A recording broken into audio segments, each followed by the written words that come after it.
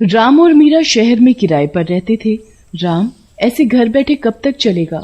जो भी जमा पूंजी थी वो हम घर बैठे बैठे खा लेंगे तो उसके बाद क्या करेंगे? अब तुम ही बताओ मीरा, मैं क्या करूं? अखबार में जहां भी नौकरी के इश्तिहार देखता हूं, इंटरव्यू देने चला जाता हूं।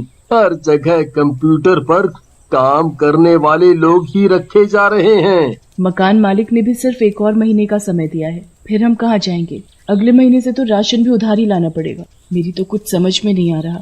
थोड़ा बहुत या छोटा मोटा काम भी मिल जाए तो समस्या हल हो। फिर राम अपने एक जान पहचान वाले के पास जाता है। उसकी एक बड़ी सी मिठाई की दुकान होती है। अरे राम, बड़े दिनों बाद आए, बताओ क्या क्या पैक कर दूं भाभी जी के लिए? अरे समीर जी, मिठाई खाने के दिन अभी गए हमारे। अभी तो 2 वक्त की रोटी भी बड़ी मुश्किल से हो पा रही है। क्यों भाई, ऐसा क्या हो गया? अब क्या बताऊं, मेरी नौकरी छूट गई थी और दूसरी नौकरी के लिए हाथ पैर मार रहा हूँ, पर कोई जुगाड़ नहीं बैठ पा रहा। क्या क्या काम कर लेते हो? भैया, अभी तो जो भी मिल जाए, छोटा मोटा कुछ मिलेगा तो भी कर लूंगा। बस इतना हो जाए कि मकान का किराया और राशन पानी, उतना ही बहुत होगा। समीर को राम की दशा पर तरस आ जाता है।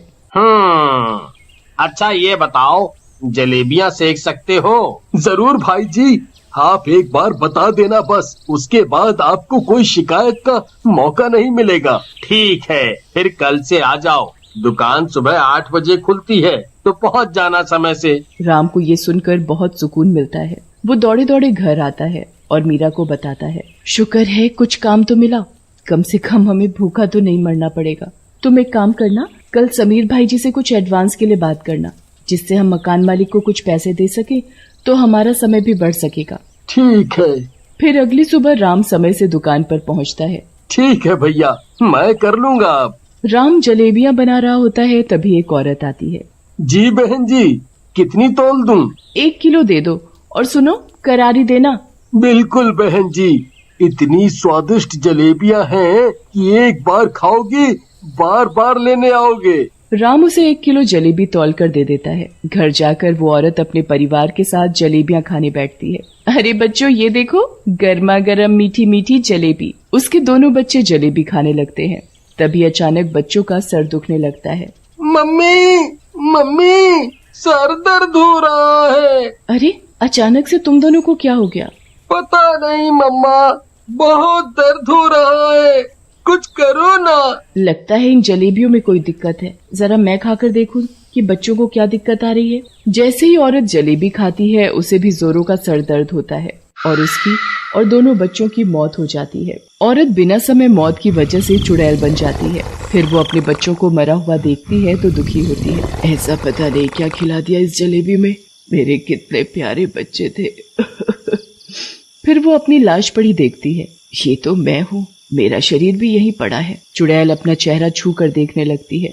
मतलब मैं भी मर चुकी हूँ। चुड़ैल गुस्से में आ जाती है। जिसने भी ये कांड किया है उसे तो मैं छोड़ूंगी नहीं, सबक तो सिखा कर ही दम लूंगी। चुड़ैल बदले की आग में निकल पड़ती है। मैं और मेरे मासूम बच्चे इन जहरीली जलेबियों की वजह से मरे हैं, इसका भुगतान तो सबको भुगतना ही पड़ेगा। वो एक जलेबी बनाने वाली मशीन खरीद लाती है और जलेबी बनाना शुरू करती है। पर वो जो रास्ता निकालती है अपना बदला लेने के लिए और जलेबी बनाने के लिए, वो एकदम खतरनाक था। चुड़ैल रात को शिकार पर निकली। अब जब मैं चुड़ैल बन चुकी हूँ तो इंसानियत कैसी? वैसे भी भूत चुड़ैल रहम नहीं खाते, सिर्फ खून के प्यासे होते हैं और मुझे भी अब खून ही चाहिए, इंसानी खून। खून की तलाश में चुड़ैल गलियों में भटकना शुरू कर देती है। तभी उसे किसी के आने की आहट सुनाई पड़ती है। ओ मेरे सपनों की रानी, कब आएगी तू? आई रुत मस्तानी, कब आएगी तू? बीती जाए ये जवानी, कब आएगी तू? चलिया ओ चलिया, हे हे, मेरे सपनों की रानी, कब आएगी तू? राहगीर ऐसे ही गाना गाता हुआ चलता जा रहा था। तभी उसे बीच रोड में कोई औरत बैठी हुई दिखाई देती है। इतनी रात को ये कौन है रोड पर? कहीं यही तो मेरे सपनों की रानी नहीं है? तो यहाँ मेरा ही इंतजार कर रही है। क्यों ना इसे मैं अपने साथ ले चलूं। अरे ओ परम सुंदरी, जरा मुखड़ा तो दिखाओ अपना, जरा मैं भी तो देखूं मेरे सपनों की रानी को। अरे पलट तो सही। राहगीर जैसे ही उस औरत की तरफ अपना मुंह घुमाता है 4 कदम पीछे आ जाता है। अरे बाप रे, इतनी भयानक शक्ल, ये मेरे सपनों की रानी, इतनी भयानक कैसे? मैं बताती हूँ, क्योंकि मैं तेरे सपनों की रानी नहीं, हकीकत की चुड़ैल हूँ, और अब इस चुड़ैल का शिकार बनेगा तू। अरे मेरी माँ, मुझसे गलती हो गई, जाने दे मुझे, जाने दे। चुड़ैल उसकी एक नहीं सुनती और उसे उठाकर घर ले आती है। अब तू देखेगा अपनी मौत का तमाशा अपनी आंखों से। और उसे जलेबी बनाने वाली मशीन में डालकर जलेबियां बना देती है। जलेबी। स्वादिष्ट खून भरी जलेबी। अब से सब लोग यही जलेबी खाएंगे। अगले दिन चुड़ैल भेष बदलकर ठेले पर जलेबियां बेचने लगती है। जलेबी ले लो, स्वादिष्ट जलेबियां, एक बार खाओ बार बार आओ, पहले आओ डिस्काउंट पाओ, आओ आओ जलेबियां खाओ, जलेबी ले लो जलेबी। अरे ओ जलेबी वाली, जरा 1 पाव जलेबियां तो दियो। हाँ हाँ क्यों नहीं, अभी तौल देती हूँ, एक बार खाओगी बार बार आओगी। मुनमुन जलेबियां तुलवा कर खाने लगती है। खाते खाते उसका सर दर्द होने लगता है और देखते ही देखते वो बेहोश हो जाती है। चुड़ैल मौका देखकर मुनमुन को ठेले के नीचे बांधकर घर ले आती है। अब देख मैं कैसे तेरी जलेबियां निकालती हूँ। चुड़ैल उसे भी उठाकर मशीन में डालती है और जलेबियां बना देती है। फिर अगले दिन फिर से ठेले पर जलेबियां बेचने निकल पड़ती है। जलेबी ले लो जलेबी, गर्मा गर्म जलेबी ले लो। एक अंकल अपनी बीवी के साथ वहाँ से निकल रहे थे। अजी घुमाने के नाम पर बस पैदल चलाते रहते हो, कभी कुछ खिला भी दिया करो। अरे बाहर की चीज सुरक्षित नहीं होती और ना ही सेहत के लिए अच्छी होती है। रहने दो, ये सब तुम्हारे पैसे बचाने की तरकीब है। हमेशा ही ऐसे बहला फुसलाकर मुझे वापस घर ले जाते हो। मुझे नहीं पता, आज मुझे कुछ खिलाओ। जलेबी वाली उन दोनों को आपस में झगड़ते हुए देख रही थी। अरे खाना ही है तो गर्मा गर्म जलेबी खाओ ना। हाँ हाँ मुझे जलेबियाँ खानी है। अरे बकवास होगी तभी इतनी जिद कर रही है ये औरत इन्हें खरीदने के लिए। बकवास हो या अच्छी हो, मुझे कुछ नहीं सुनना, मुझे यही खानी है। अपनी बीवी के गुस्से के आगे उसे झुकना ही पड़ता है और कंजूस पति आखिरकार पैसे निकाल ही लेता है जलेबियों के लिए। ठीक है, 10 रुपए की जलेबी दे दो इसे। क्या बस 10 रुपए की? इतनी सस्ती चीज तो आजकल बच्चे भी नहीं खाते। ये तो फिर भी आपकी बीवी है।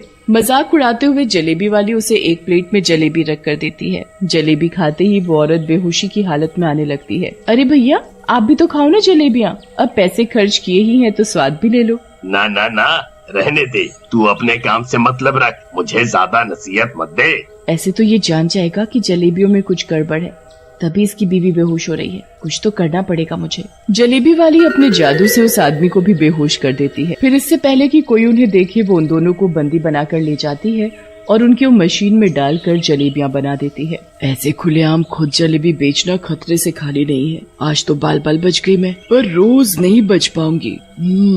कोई और जुगाड़ बिठाना पड़ेगा। अगले दिन से चुड़ैल इंसानों से बनाने वाली जलेबी दुकान पर बेचने निकलती है। क्यों ना मैं इन्हें किसी दुकान पर बेच दूं कम दाम में। कम पैसों के लालच में दुकानदार मुझसे खरीद भी लेंगे और मेरा बदला भी पूरा होता रहेगा।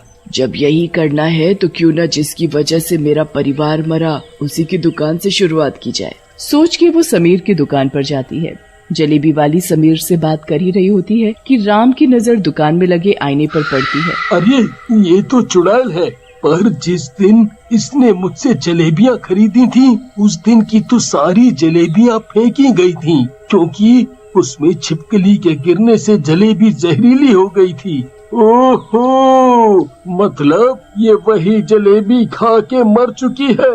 देखो, आपसे बनी बनाई जलेबी लेने से मेरी नौकरी चली जाएगी, पर इससे तुम्हारा फायदा होता है तो मैं नौकरी छोड़ने को तैयार हूँ। राम की बात सुनकर चुड़ैल को कुछ एहसास होता है। शायद मुझे ये सब बंद कर देना चाहिए। बदले की भावना में मैं भूल ही गई थी कि मैं भी तो एक इंसान थी